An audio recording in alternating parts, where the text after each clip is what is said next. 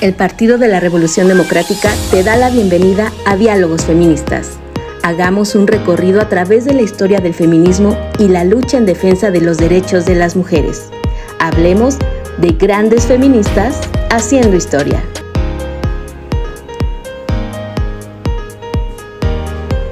Diálogos Feministas. A lo largo de estos programas de Diálogos Feministas hemos escuchado el pensamiento político feminista de muchas feministas y políticas a lo largo de la historia del feminismo.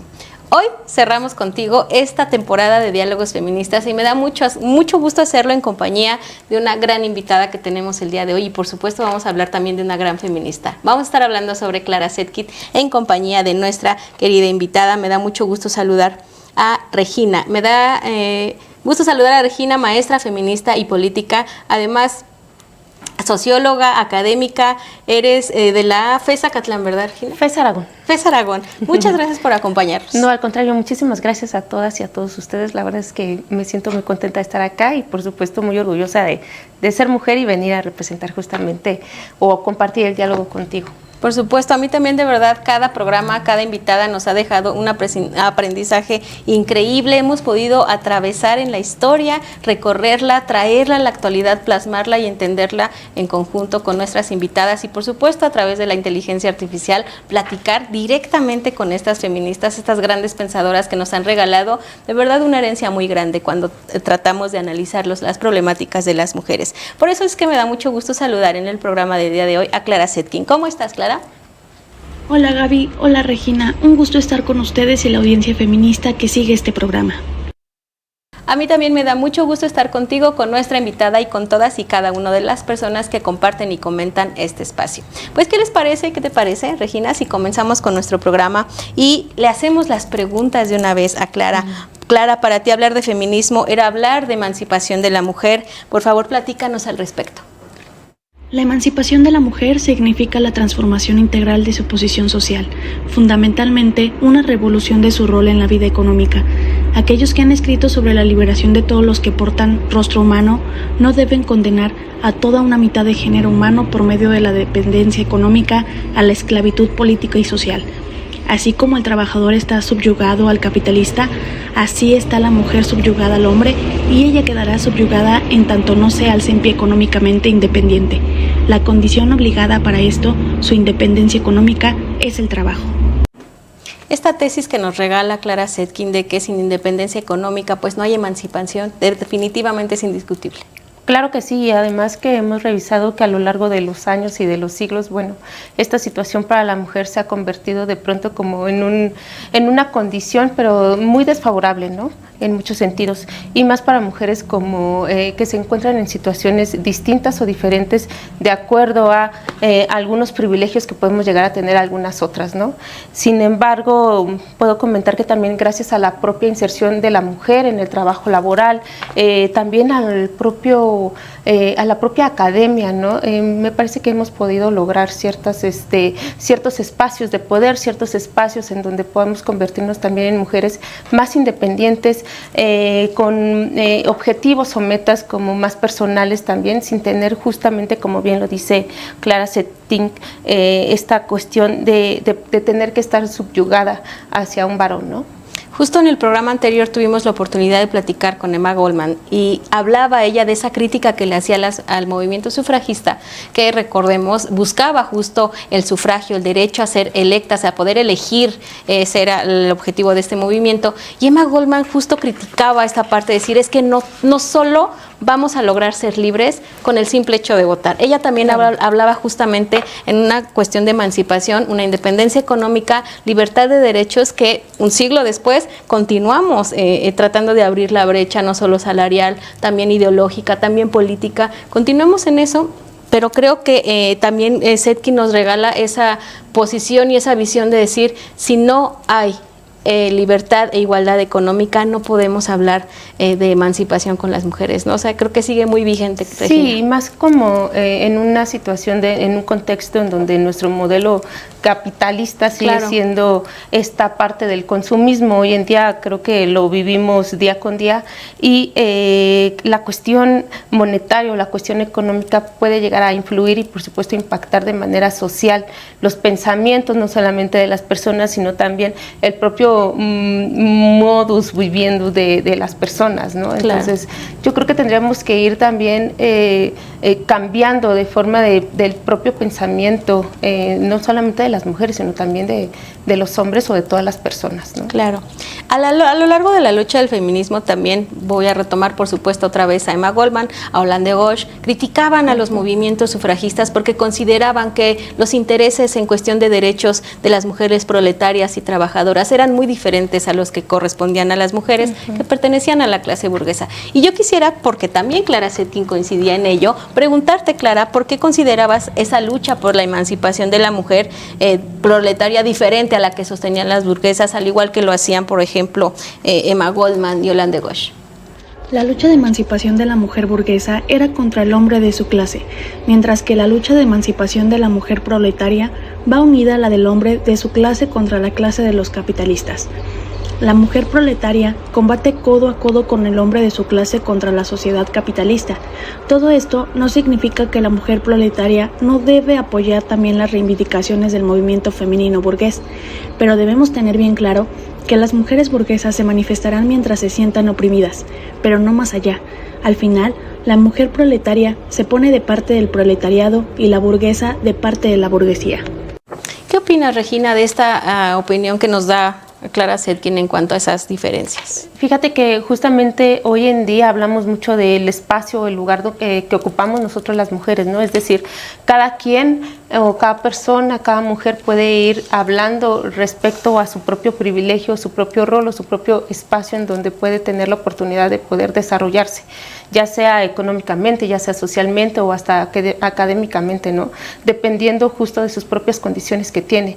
Esta parte histórica que nos regala, por ejemplo, Clara Zetkin en relación a la propia opresión, justo es esta cuestión que no se ha terminado, me parece que muy a pesar de que pudiéramos estar hablando de la clase burguesa o la clase obrera o proletariada, sin embargo hoy seguimos en esta lucha, ¿no? Hay muchas mujeres que siguen luchando por ciertos privilegios o por ocupar ciertos espacios, sin embargo sus propias condiciones de vida no se lo permiten, ¿no? Claro, y va a analizarlo en un contexto actual en nuestro país. Definitivamente continuamos en una división de clases, pero también geográficamente hablamos de mujeres muy diversas, o sea, las mujeres que viven en la zona rural, a las mujeres que viven en la urbe, o sea, hablamos de diferencias de clases, pero también de diferentes culturas, de diferentes necesidades y de diferentes derechos que se han ido alcanzando, caminos que se recorren de manera distinta y que van avanzando, algunos más lento, algunos más rápido, pero sigue permeando esa situación de clases, ¿no? O sea, lo seguimos viendo incluso en el contexto actual. Sí, y más como bien decías, en espacios en donde a lo mejor la cuestión rural o la cuestión urbana pues todavía sigue teniendo esta línea muy marcada, ¿no? En donde se encuentra por supuesto esta marginación con nosotras las mujeres, además de que debemos de tener claro que de pronto poder hablar o decir opresión la podemos vivir hoy en día todavía, sin embargo los contextos nos hacen referirnos a palabras o a conceptos distintos, ¿no? Es decir, cada contexto va teniendo sus propios conceptos, pero se puede ir reconceptualizando, ¿no? O resignificando también ciertas cuestiones. Por supuesto. ¿Qué te parece si le preguntamos a Clara que la situación de las mujeres de la clase burguesa a principios del siglo XX? Las mujeres burguesas, gracias a su patrimonio, podían desarrollar libremente su propia individualidad, seguir sus propias inclinaciones. Sin embargo, como mujeres, seguían dependiendo del varón. El residuo de la tutela sexual de los tiempos antiguos desembocaba en el derecho de familia, para el que seguía siendo válida la frase «y él será tu señor». La mujer burguesa no se veía obligada a asumir sus deberes de mujer, madre y vasalla. Los trasladaba al personal de servicio al que pagabas un salario, pero no contaban con autonomía ni libertad. Además, estaban cansadas de vivir como muñecas en una casa de muñecas y deseaban participar en el desarrollo de la cultura moderna. Las aspiraciones de las feministas burguesas estaban plenamente justificadas. tanto en el aspecto económico como desde el punto de vista moral y espiritual, pero no eran las de las mujeres trabajadoras. ¿Qué opinas al respecto, Regina? Sí, yo creo que una de las cuestiones básicas que tendríamos que tratar es justamente esta propia dependencia o independencia económica que nosotras las mujeres tendríamos y que hemos estado logrando. Sin embargo, también esta parte de poder desarrollarnos bajo ciertas necesidades, no solamente económicas, sino contextualmente o actualmente más bien, podemos ver que nosotros las mujeres tenemos necesidad no solo de una parte que es la cuestión económica, ¿no?, sino también de poder desarrollarnos en otros ámbitos, ¿no? Digamos que el impacto también más ponderable es la cuestión de la cultura, ¿sabes? Claro. La cultura mexicana tiene rasgos muy, muy, muy impregnantes para nosotras como personas, pero además como mujeres, ¿no? En donde nos encontramos además condiciones en donde de pronto no solamente eres mujer, sino porque eres mujer y a lo mejor eres una persona, sumámosle con discapacidad o una persona indígena, ¿no? Entonces, irle sumando cada una de las propias condiciones nos va limitando demasiado, ¿no? Pero me parece que hemos ido ganando ciertos terrenos, pero también a base o con base a esta cuestión de nosotras mismas irnos empujando también, ¿no?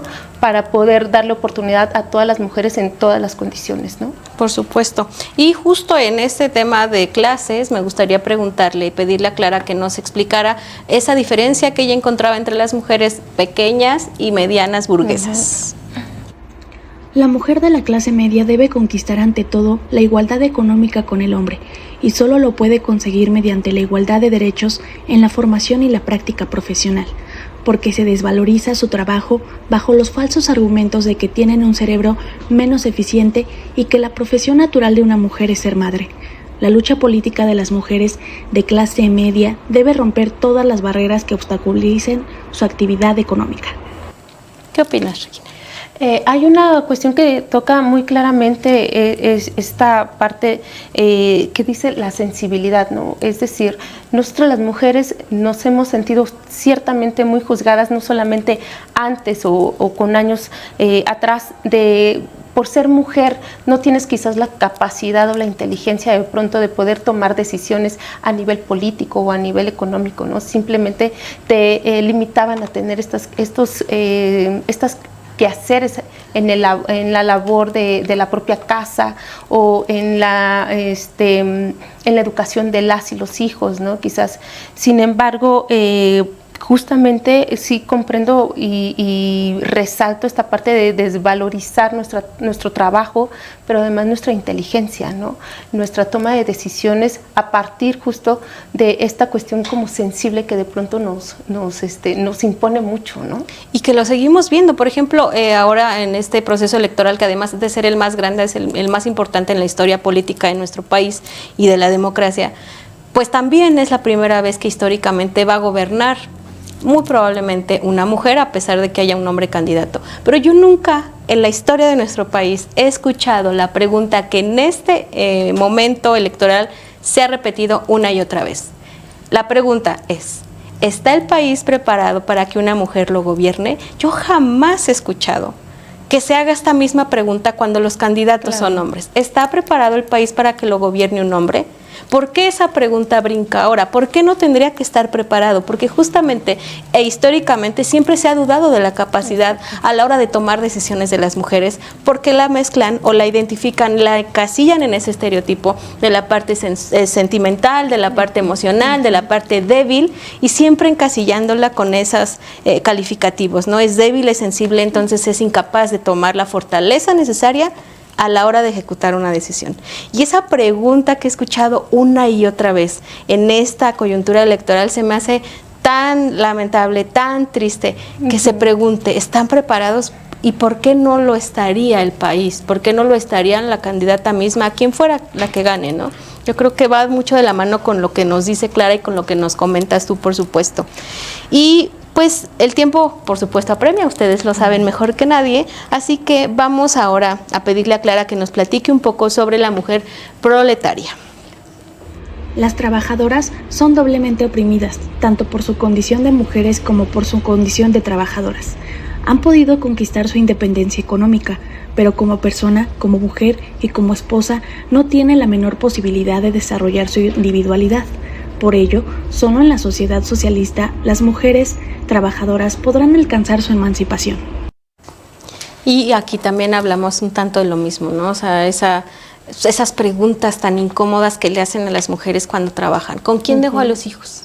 ¿Cómo le haces para dejar hecha la comida? Cuando si nos vamos, ¿por qué tendría que dejar hecha la comida?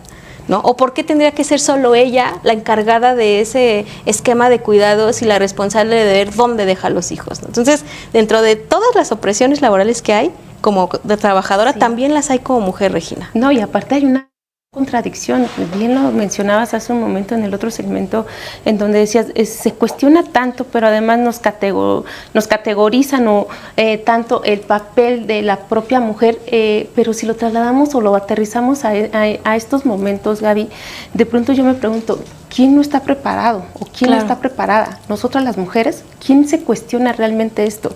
¿Las mujeres o los hombres? Es decir, nosotras como mujeres tenemos que empezar a creernos que efectivamente el país está preparado para que, por supuesto, pueda liderar una mujer, ¿no? Y justo en esta contradicción que encontramos aterrizándolos al contexto de este momento, es decir, pareciera que nosotros las mujeres nos hemos puesto también una soga al cuello, ¿no? Con esta cuestión de ser lo suficientemente empoderadas quizás y realizar distintos o diversos trabajos, ¿no? Es decir, ahora las mujeres trabajamos, estamos insertadas en el mundo laboral, pero no nada más en el mundo laboral, sino también queremos seguir desarrollándonos como personas y como mujeres, pero además sin descuidar, pareciera que es una presión social que debemos continuar con el propio legado de ser madres también, de tener una familia, de formar una familia y de criar a los hijos, ¿no? Sí, y justo lo platicamos en el programa anterior, pareciera que esa estructura que debe de cumplir una mujer es, sí, estudiar, porque bueno, pues ándale pues, pero también te casas, pero también tienes hijos, porque si no, entonces no vas a ser una mujer completa, ¿no? Y entonces pareciera que esos derechos que hemos adquirido a lo largo de la historia son casi como un premio, como un hobby, ¿no? Ándale, sí pues estudia, sí pues trabaja, pero no dejes de cumplir con esto, ¿eh? O sea, es como cuando le dices a un niño, sí sale a jugar, pero primero me haces la tarea, ¿no? O sea, pareciera que vivimos o seguimos con ese yugo, en esas condiciones estructurales, en una sociedad que sigue siendo, desde mi perspectiva muy personal, machista y misógina. Y condicionadas. Por supuesto. Condicionadas, ¿no? Es decir, nosotros las mujeres seguimos pensando y seguimos viviendo como tal un reloj biológico. Sí. ¿No? Un reloj biológico en donde, ya estudiaste la licenciatura, ahora aviéntate la maestría, ahora aviéntate el doctorado, ahora insértate en el mercado laboral, crece laboralmente, crece profesionalmente, pero no descuides tu casa, no descuides tus hijos, supuesto. O sí, cásate, ten hijos y después empieza la presión social también en relación a, si ya te casaste, ahora ten un hijo y después ten más, ¿no? Y esa desensibilización con la que de pronto parecemos juzgar, ¿no? Porque todo lo que dices, pero además, hazlo bien y de buenas, y bonita, porque si no, entonces, pues qué fodonga, ¿no? Y entonces, los niños no están bañados, qué mala madre. No cumplió en el trabajo y llegó tarde, pues qué floja, qué irresponsable. O sea, tanta condición que hay para poder realizar las actividades que definitivamente yo no las veo plasmadas cuando hablamos de un hombre en un mundo laboral. Y por supuesto también que eso no permita que quepa la idea de una lucha de géneros, ¿no? Porque no es estar en contra de el hombre per se, sino de las condiciones en las que realiza su trabajo, las condiciones en las que puede estudiar. Ese es el verdadero objetivo de la lucha feminista, las condiciones de igualdad y no tanto que sea contra un género en particular, ¿no? Y de pronto la parte también equitativa de los quehaceres, ¿no? No solamente de poder estar pensando en las tareas del hogar, sino también en la crianza de los propios hijos o hijas, ¿no? Por supuesto. Regina, pues se nos terminó el tiempo de este primer segmento, así que te voy a pedir que no te vayas. A Clara, por supuesto, le voy a pedir que nos siga acompañando y a ustedes que compartan y comenten este espacio de Diálogos Feministas. En este último episodio de esta gran temporada donde hemos podido platicar de Hannah Arendt, de Yolande Bosch, de muchas feministas y que podemos encontrar en ellas un aprendizaje muy grande. Te pido que lo compartas, que lo aproveches, que los puedas ver, los estudies, los analices junto con nosotras y que de verdad los aproveches. Vamos rápido un corte, no te vayas, vamos a seguir comentando y platicando con Clara Zetkin.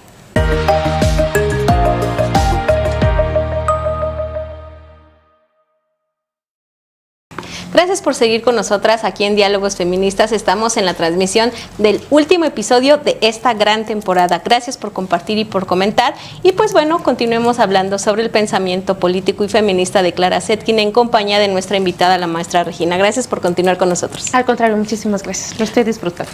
Pues para este segundo segmento vamos a realizar nuestra dinámica en donde le diremos algunas palabras a Clara Zetkin, escucharemos sus posturas al respecto y después lo comentaremos. Por ello te invito a que tú también participes de esta dinámica y a la par de que nosotras opinemos al respecto, lo hagas en los comentarios, nos digas tu opinión. Por favor, es muy importante que lo hagas. Y bueno, pues ¿qué les parece? Comencemos con la primera palabra. Clara, igualdad.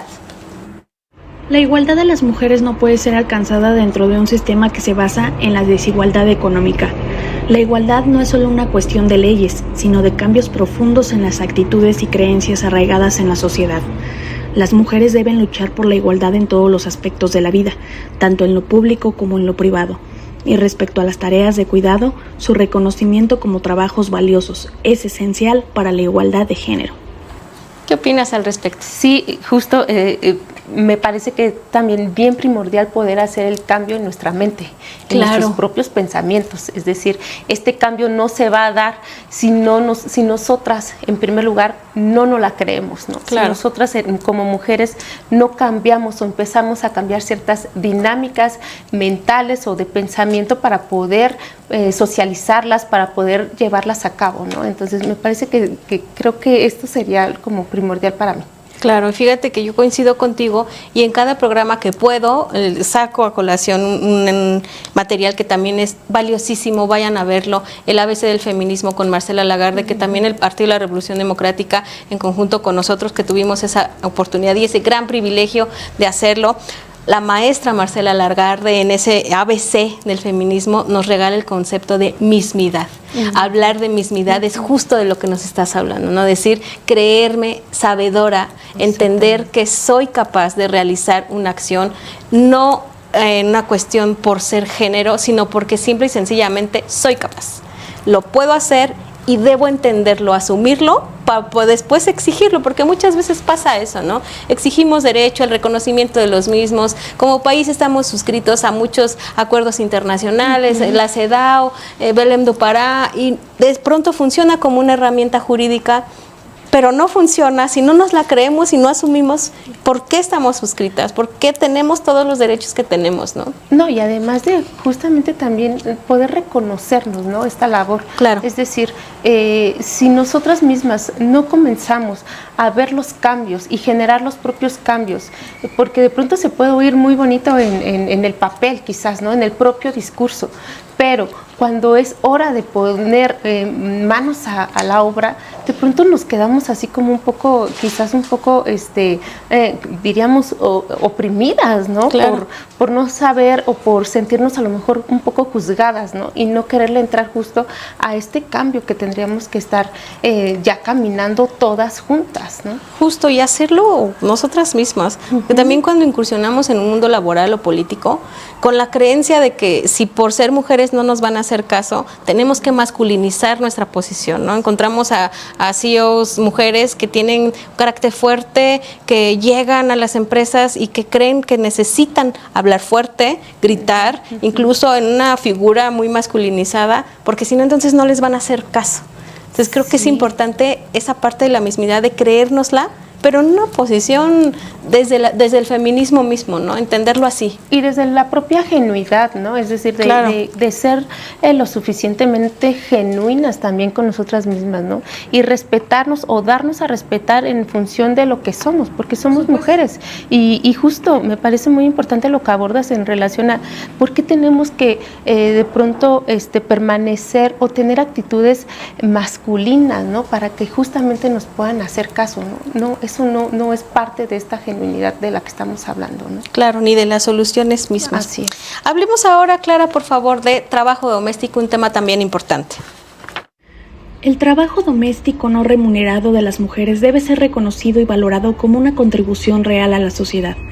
Debemos superar los prejuicios, hábitos y costumbres, de los preceptos religiosos y jurídicos que degradan a la mujer como esclava de su casa, del trabajo y del placer del hombre.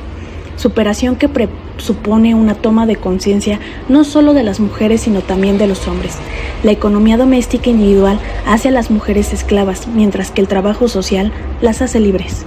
Claro. ¿Qué opinas, Regina? Sí, hay una desvalorización completamente del quehacer en el hogar, pero creo que nunca se ha dado el reconocimiento del impacto que esto tiene para la sociedad. Y para la economía. Claro, y esta parte económica, pero también de pronto social, en donde nosotras como gestoras de las familias podemos reproducir ciertos valores o seguir reproduciendo los valores, las creencias y la propia identidad de una sociedad mexicana, en este caso, ¿no? Claro. Y por otra parte, creo que es importante trasladar esta parte también en cuestión de la propia violencia que sufren o sufrimos las mujeres en casa, ¿no? La violencia doméstica por no tener una independencia económica, y bueno, hemos visto cómo la violencia de pronto se ha manifestado ya desde diferentes ámbitos, ¿no? Y ahora conocemos violencias de muchos subgéneros, ¿no? Sí, ¿no? Cuando nos vamos al territorio privado del hogar, las mujeres se enfrentan muchos tipos de violencia cuando no son independientes económicamente, cuando vemos una mujer relegada a los cuidados del hogar, al trabajo doméstico, pero que además no es una mujer independiente económicamente, pues sufre violencia económica, violencia psicológica y muchas veces violencia física, ¿no? Porque justo tener a una mujer en esa situación hace creer al hombre con el poder incluso sobre ella misma, sobre su cuerpo, su vida, su todo, ¿no? Y esas frases, ¿a poco no las han escuchado ustedes pero de qué está cansada si no hace nada, ¿no? Tan desvalorizado está el trabajo que se realiza en una casa que se llega a tener la creencia de que las mujeres no hacen nada, cuando si le diéramos el valor que en realidad tiene, vaya, contribuye al Producto Interno Bruto, nada más para que lo sepan, de qué manera contribuye el trabajo doméstico que se realiza por parte de las mujeres en las casas. La economía así impacta. Sí. No, y que yo he oído a mujeres decir, la mejor carrera que puedes hacer como mujer es casarte. Sí, ¿no? Y sí, es triste. Es impactante porque, y triste como lo mencionas, que venga de otra mujer, ¿no? Claro. Y que venga de una mujer que además en muchas ocasiones son mujeres preparadas. Por supuesto. ¿no? Y que todavía sigamos, por eso te decía, Gaby, creo que el mayor impacto tiene que estar dentro de nuestro propio pensamiento y creérnoslas, ¿no? Porque además esto de la violencia económica, siempre se menciona como una parte de justificación, es decir, los hombres pueden decir y sin miramentos decir, yo te mantengo. Sí, claro. ¿no? O sea, por mí comes. Yo pago, yo mando. Exactamente, fin. ¿no? ¿Y cuándo vamos a acabar justamente con eso, no? Como si el trabajo doméstico no sirviera de nada o no tuviera un impacto a la sociedad, ¿no? Por supuesto. Sí hay deconstrucción, sí hay nuevas masculinidades, sí hay hombres que están adoptando esas nuevas creencias, que están compartiendo las tareas del hogar, pero definitivamente todavía sigue muy vigente esa reproducción muy machista, muy tradicional, esa estructura se viene todavía replicando, y lo que dices, también las mujeres en una autocrítica debemos asumir ese poder que nos regala incluso tener ese lugar en una familia, ¿no? Es decir, como mujeres podemos construir niños, construir niñas o deconstruirlas en un esquema cultural muy tradicional, ¿no? Porque yo como mamá, si bien no recae en mí esa responsabilidad de cuidados, sí puedo influir, por supuesto, y tengo un poder muy grande a la hora exactamente de evitar que siga habiendo hombres que crean que porque es mujer le tiene que servir la comida, ¿no?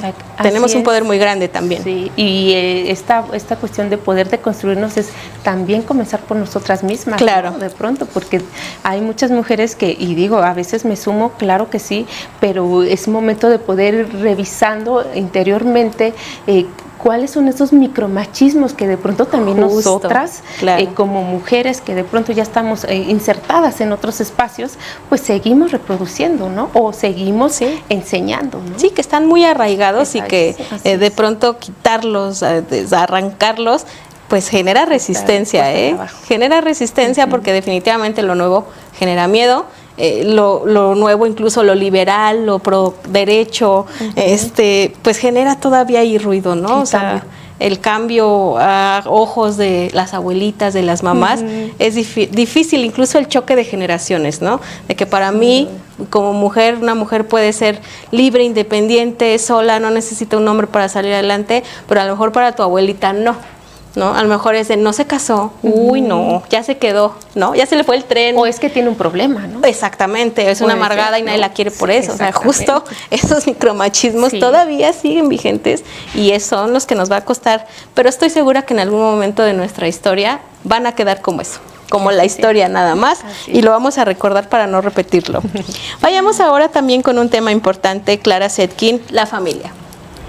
Si la familia en tanto que unidad económica desaparece y en su lugar se forma la familia como unidad moral, la mujer será capaz de promover su propia individualidad en calidad de compañera al lado del hombre, con iguales derechos jurídicos, profesionales y reivindicativos. Respecto a la maternidad, esta no debe ser una carga individual, sino una responsabilidad compartida y apoyada por la sociedad. Las mujeres deben ser dueñas de su propio cuerpo y tener el derecho de tomar decisiones sobre su propia salud y reproducción. ¿Qué opinas, Regina, al respecto? Estaba pensando en esta parte de cómo es que hoy en día encontramos diversas familias, es decir, podemos connotar a familias en donde ya existen a lo mejor hasta la propia familia multiespecie, ¿no? Sí, homoparental. O la unipersonal, porque ya hay muchas personas que están optando por ser únicas en su propia familia, ¿no?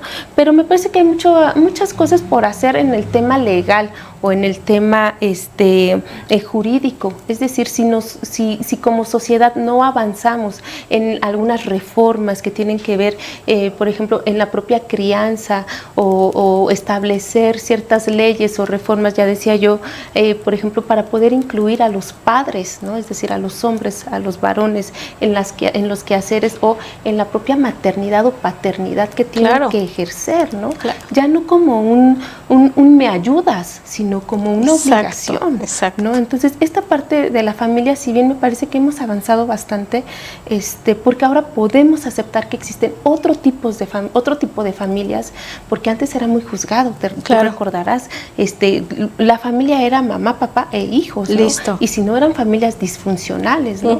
Ese cambio de paradigma también en el propio pensamiento nos ha ayudado a poder tener una apertura más, digamos que menos prejuiciosa para la sociedad, pero también hay mucho que hacer, yo creo que en el tema jurídico y legal, ¿no? Fíjate que en ese sentido, ahorita que te escucho y tienes toda la razón, ha habido mucha apertura ideológica, ¿no? A decir, bueno, pues ahora puede haber mamá e hijos, papá e hijos, o mamá y papá, o solo papá. O las tías, o las tías, sí, primos, por ejemplo, ¿no? Pero creo que en la cuestión de paternar responsablemente, no maternar, paternar responsablemente, hay todavía en la cuestión sí jurídica, que apenas vamos avanzando, apenas vimos que todavía, que ya hay una reforma que se aprobó para que los padres también puedan pedir permiso cuando nace un bebé, ¿no? O sea, también pueden pedir ahí unas semanas. Vamos bien. Pero en la cuestión ideológica, yo quiero ver cuántos de esos padres sí van a poder y querer tomar esos días, porque ahora la parte cultural en el trabajo es, vas de mandilón. Entonces, ese de construir esa idea de que el hombre no ayuda, coopera con un trabajo en equipo, va a ser complicado y sigue siendo difícil, porque en lo legal podríamos avanzar muchísimo. Sí. Pero la parte ideológica, ¿tú cómo ves? ¿Crees que avance? ¿Qué tan rápido crees que sea? Y otra cuestión que híjole, no sé, esto nuevamente es una cuestión de poder fomentar ideológicamente, como bien mencionas, desde nuestro propio pensamiento, para que no se quede justo en el propio discurso legal o de una reforma, ¿no? Porque además estaba pensando en otra cuestión, Gaby, es decir, te dan esos días, a lo mejor a estos padres de familia les dan estos días, pero ¿sabes qué? El trabajo te va a estar esperando y seguramente el trabajo se te va a acumular. Claro. Es decir, de pronto las personas no saben si realmente querer tomar esos días, ¿no? Porque el cúmulo del trabajo que se me va a aumentar, es decir, tendríamos que ir revisando justamente en cierta medida, es decir, puedo tomar estos días, pero no condiciona que yo cuando regrese mi carga laboral va a ser todavía más extenuante, ¿no? Es decir, ir nivelando estas cuestiones también para que la gente sea más feliz, ¿no? Por supuesto, muy importante, ¿no? Y lo haga con gusto. Exacto. Vamos ahora con 8M, Día Internacional de la Mujer, por favor, Clara. En 1910, en Copenhague, Dinamarca, en la Segunda Conferencia Internacional de Mujeres Socialistas, propuse proclamar y sustanciar en la manifestación anual del 1 de mayo la solicitud de plena igualdad política de los sexos y que las mujeres socialistas de todas las nacionalidades organizáramos un Día de la Mujer con el fin de promover la agitación del sufragio femenino. Muchas gracias, Clara. Hablar de 8M nos da para un programa completo, sí, ¿no? Sin duda. Desde entender el origen hasta analizar cómo ha ido avanzando. Pero, ¿qué nos puedes comentar tú?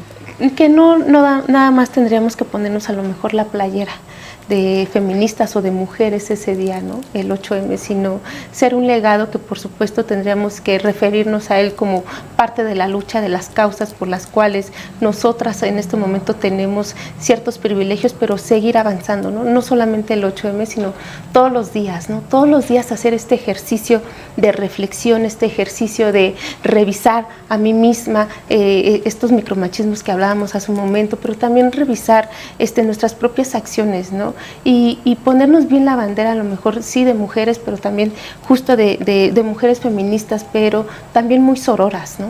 Claro. Sororas en el sentido de decir, no hay que contradecirnos entre nosotras mismas, ¿no? No hay que tener esta competencia en donde yo te miro a ti con ciertas cualidades en donde a lo mejor pueden afectarme, ¿no? Sino echar para adelante y poder apoyar a las mujeres en todos los sentidos, ¿no?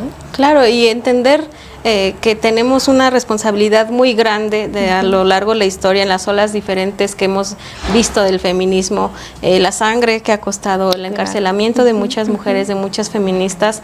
Tenemos una responsabilidad grande incluso a la hora de aclarar de qué trata el 8M. No se trata justo de festejar, porque para empezar lo hemos dicho, no se festeja ese día, se conmemora, pero creo que también, y coincido contigo en eso, entender que hay diversos feminismos, que hay, por ejemplo, cosas que a mí no me representan, pero a ti sí, pero lo que nos va a llevar en común es el derecho a decirlo, el derecho a pensarlo, la libertad de poder exigir una política pública, entender que somos diversas, que los feminismos también son diversos. Creo que también tenemos que hacer esta autocrítica y también el Estado tendrá que cumplir con esas exigencias, ¿no? Que definitivamente se hacen muy visibles el 8M, pero que los vivimos todos los días. O sea, necesitamos políticas públicas que de verdad garanticen que las mujeres tengamos acceso a una vida libre de violencia, porque no nos funciona de pronto mucho que exista la Ley General de Acceso a las Mujeres a una vida libre de violencia, si no es vinculante con la ley, ¿no? Si está ahí como letra muerta, si no hay perspectiva de género a la hora de impartir justicia, de legislar. O sea, creo que va mucho más allá de la simple conmemoración. Como mujeres habrá que hacer ese autoanálisis, pero también a la hora de hablar del Estado hay mucho trabajo que hacer todavía.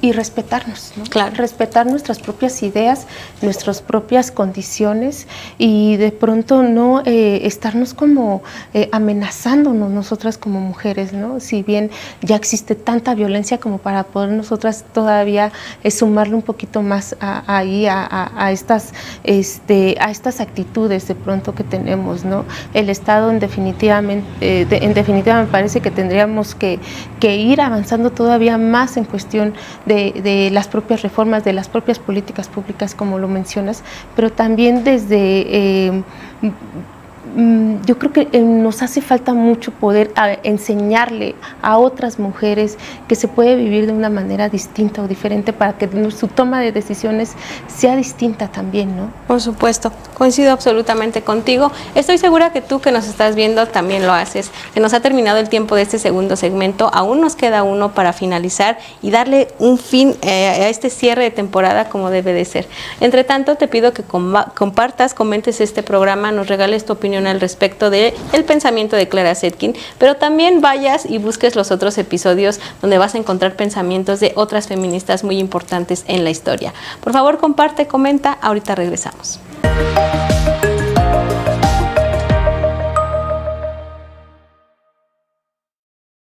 Este segmento sí me va a dar mucha nostalgia y tristeza porque es el último segmento del último programa de esta temporada de Diálogos Feministas. No saben cuánto he disfrutado de manera personal todos estos episodios, todas estas charlas con nuestras invitadas académicas, políticas y feministas que nos regalan desde su perspectiva la opinión, que nos comparten, por supuesto, también todas estas destacadas feministas, que te invito, vayas a YouTube, vayas a Facebook, busques los programas y los reproduzcas, casi que los tengas ahí como una colección. De verdad, hazlo, vale la pena. Pues, Regina, se nos termina este segmento, así que, ¿te parece que continuemos con la dinámica? Claro que sí. Pues, Clara Zetkin, por favor, háblanos de feminismo. El feminismo no es solo una teoría, sino una praxis revolucionaria que busca la transformación radical de la sociedad. El feminismo no es solo una cuestión de género, sino una lucha contra todas las formas de opresión y explotación. El feminismo no es un privilegio de las mujeres blancas de clase media, sino una lucha por la liberación de todas las mujeres. Correcto, muchas gracias, Clara. ¿Qué opinas, Regina? Praxis, yo creo que la palabra clave aquí es la praxis, practicar justamente este feminismo, pero justo desde las diferentes miradas que tenemos o las diferentes conceptualizaciones que podemos encontrar, pero que además a lo mejor podríamos tener afinidad, ¿no?, con estos distintos feminismos. Genera, por supuesto, un cambio social, o debe de generar un cambio social.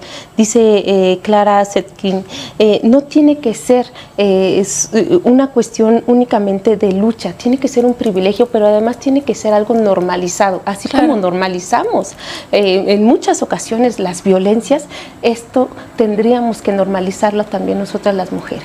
Claro, y quitarle justo ese rostro biológico del género, ¿no? O sea, cuando hablamos de feminismo, hablamos no porque sea una cuestión de ser mujer y ya, sino más allá y más profundamente de seres humanos, de esa sensibilización, de entender que los derechos son de todos y para todos por igual. Tanto un hombre tiene, por supuesto, derecho a vivir una vida libre de violencia, como lo tiene una mujer. Y entenderlo desde ahí funcionaría maravillosamente en este país y en todo el mundo, yo se los aseguro. Hablemos ahora, por favor, Clara, de libertad.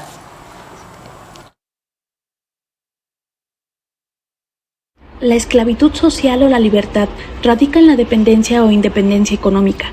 El capitalismo se alimenta de la opresión de las mujeres y solo puede ser derrotado con su liberación. La opresión de las mujeres es un obstáculo fundamental para el progreso humano que debe ser eliminada. Gracias, Clara. ¿Qué opinas, Regina? Hay que direccionarnos, ¿sabes? Creo que tendríamos nosotras como mujeres poder plasmar muy contundentemente nuestros espacios, pero también para fortalecer nuestras participaciones, no solamente en los espacios públicos y privados, ¿no? En esta cuestión de poder. Es decir, si nosotras no estamos claras en lo que vamos a hacer y nos posamos en esa claridad, me parece que va a ser muy difícil, ¿no? Pero a lo mejor quizás ir navegando bajo la propia bandera de la libertad, poderla entender como lo que es, ¿no? Esta libertad de poder expresarnos, de poder contribuir, de poder hacernos respetar también, ¿no? Y claro, y tener esa libertad en todos los sentidos, ¿no? Libertad de expresarnos, de decidir sobre nuestros propios cuerpos, la libertad de maternar o no, que sea una decisión, claro, por supuesto, se ha vuelto incluso un lema del movimiento feminista, la maternidad será deseada o no será, y creo que desde ahí también podemos partir cuando hablamos de libertad. Pero hablar de libertad también, y lo decíamos, tendría que hablarse de ese escrutinio social, de esos adjetivos que de pronto le ponen a una mujer que quiere ejercer esa libertad, ¿no? Porque yo puedo decir, yo no quiero ser mamá, y no serlo, pero entonces ahora te enfrentas a esa presión social, como nos decías, ¿no? No quiere, qué mala. Sí, claro. O sea, no está cumpliendo con su obligación biológica, entonces no es una mujer completa, ¿no? Entonces, hablar de libertad también tendría que ser, para que fuera de manera completa, esencial, y que fuera muy real, sería hablar de libertad, de ser libres de todo, hasta de los estereotipos y de esas críticas, de esos comentarios pasivo-agresivos, les digo yo, que nos enfrentamos cuando queremos ejercer una libertad, ¿no? Ejerce la libertad de expresión, o dices lo que te molesta, pero lo tienes que decir quedito. Las mujeres tenemos que gritar bajito. No sé cómo es eso, de gritar bajito, ¿no? Porque si no, entonces estamos siendo histéricas. Estamos siendo revoltosas, mitoteras. ¿A poco no te han dicho así cuando tú exiges o te muestras alguna inconformidad? Lo tienes que hacer, sí, pero educada, refinada, bonito, bajito. ¿Por qué? Claro. Porque también quiero enojarme y también quiero expresarlo. Entonces, sí hablemos de libertad, pero también hablemos de las condiciones en las que tenemos que ejercer esa libertad, que tienen que ser condiciones de igualdad. Y romper justo con estos estereotipos que tenemos, con los roles que nos han instaurado socialmente por muchos años. Es decir, las mujeres el rosa, ¿no? Los hombres el azul. Nosotras tenemos el poder justo, como bien nos marca la libertad, es tener este poder y poderlo ejercer, hacernos respetar, y en este quehacer de hacernos respetar, que nos respeten de verdad, sin sentirnos juzgadas, claro, sin sentirnos de pronto con el ojo en la mira, ¿no? Y poder ser una misma, ¿no? Poder decir, claro, yo soy así, soy sensible, si soy sensible, y no por eso no tengo la capacidad para ejercer o tomar decisiones, ¿no? Claro, y libertad en todo, vamos, cosas tan triviales como vestirte. Claro. ¿Por qué me tendría que vestir siempre con un vestido para verme bonita? También me podría poner un pantalón y eso no me vuelve, y porque ya está en la cuestión de preferencias sexuales, no puedes elegir libremente, ¿no? Es decir, pues a mí me gusta y punto, ¿por qué tendría que hacerlo? Y para poder hacerlo hay que pagar el costo social de la crítica destructiva, ¿no? Vamos a hablar ahora de un punto importante y preguntémosle a Clara Zetkin qué opina al respecto del derecho al voto, por favor. El derecho al voto sin libertad económica no es más ni menos que un cambio que no tiene ningún rumbo, porque si la emancipación social dependiera de los derechos políticos, no existiría en los países con derecho al voto universal ningún problema social. La emancipación de las mujeres, como la emancipación de todo el género humano, será exclusivamente la obra de la emancipación del trabajo del capital. Y era justo lo que decíamos en el programa anterior, esa crítica que hacía Emma Goldman, Rosa Luxemburgo, a las sufragistas, ¿no? De decir, pues es que no nada más es votar y ya. Claro. O sea, ¿en qué condiciones lo estamos haciendo? ¿Para qué quieres ese voto? ¿Para qué quieres ese derecho? Exacto. ¿Qué vas a lograr más allá, no? Y tiene que ser un voto consciente, claro, ¿no? Desde nuestra propia libertad, además, ¿no? Por supuesto. El ejercicio de poder votar es tener la capacidad de poder hacer una reflexión antes para poder tener un impacto, para de verdad hacer cambios o ajustes necesarios dentro de nuestras propias sociedades, ¿no? Pero si nosotras no lo ejercemos, pero además a lo mejor lo ejercemos, pero no lo ejercemos desde esta parte consciente, ¿de qué forma podemos nosotros realmente creérnosla, ¿no? Claro. Creer que se va a generar un cambio, ¿no? Y desde la independencia económica, como nos lo dice Clara Zetkin, ¿no? Porque si no, entonces, hablar de que ese día, solo ese día, pude ser tomada en cuenta, fui, voté y listo, pues sería como una actividad lúdica y ya, ¿no? En la que pues ándale, pues nos dieron chance de participar en algo y ya. Pero justo esa crítica que se hacía, Emma era muy anarquista y hablamos también de ese estigma, ¿no? De decir, bueno, pues es que no es que esté en contra, venga ese derecho. ¿Y qué hacemos después con él, no? Y que yo creo que en la actualidad también podemos hablar, en México tenemos 70 años apenas, casi nada en la historia de nuestro país, que las mujeres podemos elegir y ser electas, ¿no? Pero ¿qué hacemos con eso ahora, pues? Ya hay paridad, ya sí, pero tiene que ser transversal, tiene que ser horizontal, tiene que ser de verdad integral incluso, con perspectiva de género, porque no nos garantiza nada que haya mujeres que sean electas en cargos de tomas de decisiones, ¿no? Tiene que haber exactamente lo que tú dices, esa preparación, esa conciencia de que tiene que ser con perspectiva de género para que entonces funcione esta lucha y estos derechos que hemos ganado poco a poco. Y que de pronto todavía podemos ir viendo en estos momentos, por ejemplo, este cuestionamiento de decir, ok, tenemos a lo mejor en la propia elección poder elegir a una mujer, ¿no? Pero hay cuestionamientos que dicen, ¿realmente va a estar ella haciendo la toma de decisiones o va a estar un hombre atrás de ella, ¿no? Es decir, ¿cómo no quieren que de pronto nos enojemos o de pronto actuemos de manera anarquista cuando tantos años se nos ha cuestionado, claro, o nosotras mismas nos hemos cuestionado e interrogado así de, ¿y si lo vas a hacer bien? ¿Y si lo va a hacer bien? ¿Y si estamos preparadas o no estamos preparadas? ¿Y si voy a votar o no voy a votar? ¿O ya para qué voy a votar, no? Claro. Entonces, yo creo que la parte de la propia elección a votar tendríamos que ejercerla de verdad hacerlo, pero hacerlo con cierta conciencia, ¿no? Con conciencia y con esa autosuficiencia y darle honor a quien honor merece, porque lo tengo que volver a decir, no lo puedo creer, que en este momento de este siglo, de esta altura, de esta lucha, haya todavía quienes, como una cierta concejala de ahí de una delegación de la Ciudad de México, que no voy a decir cuál, que diga que por primera vez en nuestro país va a haber una mujer presidenta gracias al presidente. O sea, atribuirle tantos años de lucha, tantos años de buscar esa oportunidad, de buscar ese lugar que además merecemos, no se lo podemos atribuir a un hombre, caray. Es como haberle dado la vuelta y volver a llegar al mismo lugar, que se me hace absurdo, absurdo de verdad. Triste. Pues vamos ahora justamente a pedirle a Clara que nos hable sobre la participación política de las mujeres. Cuanto más profunda sea la incidencia de la lucha política en la existencia del individuo, más urgente y necesario es que la mujer participe en la lucha política. La transformación de la sociedad requiere la participación activa de las mujeres en la toma de decisiones políticas y económicas. Las mujeres son la fuerza motriz de la revolución social. Muchas gracias, Clara. ¿Qué opinas de esto, Regina? La transformación, para mí, la transformación en distintas esferas con esta participación política, pero además con esta participación consciente y activa de nosotras las mujeres, porque además yo no estoy muy segura, pero espero no equivocarme, sé que somos más mujeres. Por ahí yo... sí, claro, a nivel mundial somos el 51%. Somos mujeres, ¿no? Y yo he oído hombres decirme, hombres cercanos a mí, decirme, las mujeres van a liderar.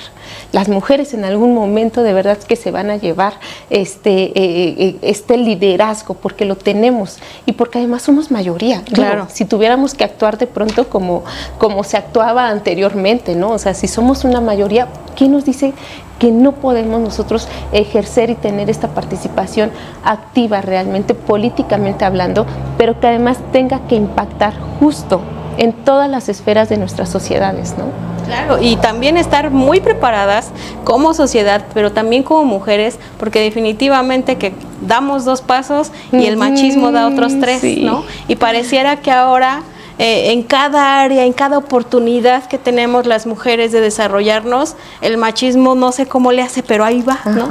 Y una mujer entonces ya puede, bueno, tanto costó la lucha de las sufragistas, ya podemos hacer sufragio, bueno, sí, pero entonces no... Bueno, ándale, pues participa, pero en distritos que ya sabemos que no van a ganar, porque los padres, los chidos, se los damos a los hombres, ¿no? Y ahora hicimos todavía más trabajo, se hizo, se siguió, ahora ya tenemos la paridad en la Constitución, ya no es que quieran, ahora esa fuerza. Bueno, pues ahora, y cada que vamos avanzando, van surgiendo nuevos obstáculos, y ese techo de cristal se vuelve inalcanzable cuando hablamos de política, ¿no? Y cómo nos vamos desacreditando o nos desacreditan siempre que se puede, ¿no? Es decir, a ver, justo como lo que mencionabas, ¿no? Nosotros damos un pasito, pero parece que vuelven a desacreditar ciertas cuestiones y regresamos, ¿no? Entonces es una lucha constante, pero pareciera a veces que es una lucha constante entre hombres y mujeres, y no se trata de eso, ¿no? Solamente queremos seguir ganando ciertos espacios, ¿no? Si nosotros las mujeres no respetamos, pero además, como bien dices, no nos preparamos académicamente hablando, mentalmente, desde la formación de la propia familia, desde las propias enseñanzas, ¿cómo esperamos que nuestro mundo sea diferente más adelante, ¿no? Y defender lo que se ha logrado. Definitivamente, sí, en programas hemos tocado el tema del techo de cristal, pero también de ese piso pegajoso que a las mujeres les sigue ahí, pareciera que nos avientan algo cuando queremos emprender, por ejemplo, en la cuestión política, y lo comentamos fuera de cámara, lo hemos comentado en otros programas, las mujeres cuando quieren participar en política se meten a una lupa, pero nombre grandísima, porque una candidata a un candidato, a la hora de entrevistarlos, no son las mismas preguntas, lamentablemente. No son preguntas sobre sus propuestas, o sí lo son, pero ya después. Pero lo primero que se le pregunta a una mujer, o que se le escanea, es cómo viene vestida, su aspecto físico. Ahora lo hemos visto en esta contienda electoral, ha salido a relucir los aspectos físicos de las candidatas. Yo no vi que eso sucediera en otra campaña. Sí, obviamente hay los piques entre candidatos, por supuesto, los descalificativos, etcétera, pero cuando se trata de las mujeres, la forma en la que se viste, la forma en la que habla, las preguntas de ¿y cómo le va a hacer? ¿Con quién dejó a los hijos, no? Para poder venirse a la campaña. ¿Quién los está llevando a la escuela? ¿Por qué se les sigue cuestionando a las mujeres? Como si fuera la única responsable de esa tarea y esa labor familiar, ¿no? Y otra cuestión también bien importante que también hemos revisado y que se ha dado es, por ejemplo, la cuestión de que se tienen que casar, por ejemplo, ¿no? Claro. O que tienen que ser madres de familia, o que tienen que estar justamente en esta sociedad conyugal que dicta la sociedad, ¿no? Sí, como claro. mujeres bien instaurada su familia como una institución, ¿no? Porque, por supuesto. Ahí por ahí yo de pronto digo, híjole, no estoy en contra de la propia religión como tal, pero ¿cómo es que todavía políticamente necesitamos, o pareciera que la política necesita tener ese visto bueno? Exactamente, ¿no? Un visto bueno del clero. Exacto, ¿no? Porque pues, ¿cómo no vas a estar casada? No, hombre, vives ¿no? en pecado, mija. Exacto. Sí. ¿No? Porque además tu sociedad te va a juzgar. Claro. ¿no? O sí. sea, vas a estar en la lupa, como bien decías, ¿no? Y no, imagínate, o sea, ya le diste otro clavo ahí a otra llaga de las mujeres, porque no solo somos examinadas y juzgadas por la parte política y social de nuestro país, también esa parte cultural y religiosa, híjole, no, hombre, qué bárbaro, o sea, sí. Vives en pecado. Eres una pecadora. Incluso hay religiones, digo, yo respeto, por supuesto, hay libertad de credo en este país y en el mundo. Pues traer una falda arribita de la rodilla es un pecado mortal. Sí. Ya eres una casquivana, promiscua, etcétera, etcétera, etcétera. Provocadora. O sea, adiós a tu libertad de elegir cómo vestirte. Exacto. No hablemos de la elección de abortar o no. Y de tu cuerpo, como de tu bien cuerpo. Lo decías. Ajá. O sea, imagínate. Que no mostrar, ¿no? Exacto, o sea, tan complicado es también para las mujeres toda esa discriminación, ese yugo al que nos sometemos social, cultural, político, económico. Definitivamente tenemos que defender todos los avances, Regina. Vamos a tener yo creo que extrapoderes, Gaby. Sí, definitivo. Porque ya somos mujeres maravillas. Sí.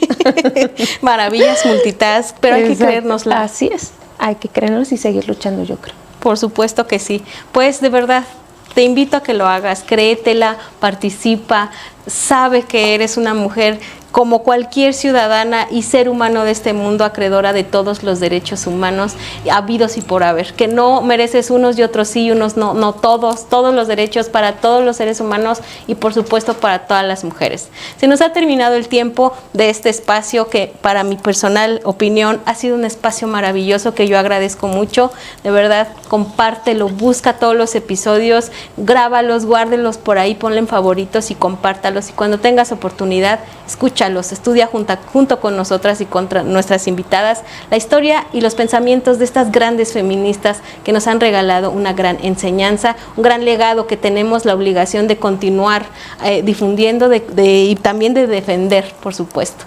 Regina, te agradezco enormemente que nos hayas acompañado. No, al contrario, yo soy la agradecida. Estuve increíblemente consentida aquí y muchísimas gracias por la oportunidad. Muchas gracias a ti, en serio es un honor tener desde la academia a personas como tú que comparten y que más allá de una ideología política nos podemos sentar aquí justamente a platicar, a debatir, a sentir, a tener un consenso, pero sobre todo a seguir luchando y a seguir difundiendo estos pensamientos como mujeres. Y a seguir construyendo. Por supuesto. Hay que construir.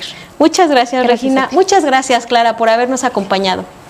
Gracias a ustedes por invitarme a exponer mis ideas y a visibilizar el pensamiento feminista. Por cierto, les informo que el PRD publicó el libro Recuerdos sobre Lenin, de mi autoría. Pídanlo en comentarios y les mandaré el PDF. Nos vemos cuando me leas. Hasta pronto. Sí, estos libros maravillosos de este gran trabajo que se ha hecho también por parte del PRD en estos libros, estos clásicos, esta colección de clásicos universales, también hay clásicos políticos mexicanos, búsquenlos por favor, vénganse aquí a Benjamín Franklin número 84 en la colonia Escandón, la sede nacional del Partido de la Revolución Democrática, y pidan sus libros que son totalmente gratis. Aprovechen todo el material que hay digital, el material impreso, es para todos y todas ustedes. Es un honor haber estado con ustedes. Gracias a mi extraordinario equipo de producción. Gracias Luis, Diana, Norma, José Luis, Claudia, Arturo, que hacen posible estos espacios. Por supuesto que sin ellos esto definitivamente no sería posible. Gracias a todos ellos y gracias a ustedes que comparten, que comentan y que son parte de esta comunidad de estos programas del Partido de la Revolución Democrática y de género y política. Yo soy Gaby Juárez, siempre es un placer estar con ustedes. Nos vemos en un próximo proyecto, en una nueva aventura.